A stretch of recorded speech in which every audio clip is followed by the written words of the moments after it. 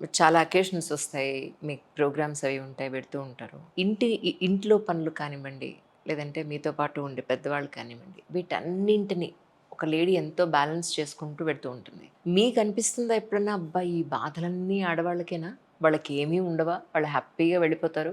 ఈ బాధ్యతలన్నీ నా నెత్తి మీదే ఉంటాయా అని ఎప్పుడైనా అనిపించిందా? నెవర్. ఆ! ఎందుకంటే నేను ముఖ్యంగా చెప్పాలి ఇక్కడ హ్మ్. మా నాన్నగారు. హ్మ్. ఎందుకంటే మామూలుగా అందరూ అంటారు ఆడపిల్లలు వాళ్ళ మదర్‌ని చూసే ఇంటి పనులు నేర్చుకుంటారు. నేను పనులన్నీ మా అమ్మ దగ్గరే నేర్చుకున్నాను కానీ యాటిట్యూడ్, అవుట్‌లుక్ దాన్ని ఎలా తీసుకోవాలనేది ఖచ్చితంగా మా నాన్నగారు నాకు బాగా గుర్తు ఇప్పటికి కూడా.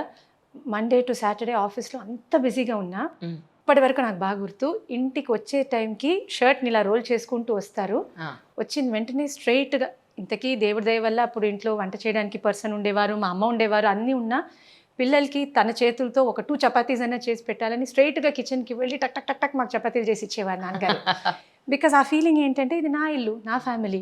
ఎవరు చేస్తే ఏమిటి? హ్మ్. మన ఇంటి వర్క్ అన్నది ఇట్స్ అవర్ హౌస్ అంతే. దాని తర్వాత అది ఒక బాధ్యతగాను, ఒక పనిగాను, ఒక బర్డెన్ గాను అనిపించదు. అవును. ప్లస్ మా నాన్నగారు మాకు చెప్పింది, మా అన్నయ్యకి నాకు ఇద్దరికీ చెప్పింది ఏంటంటే రిలాక్సింగ్ అన్నది కాళ్ళు చాపుకొని కూర్చోవడం కాదు.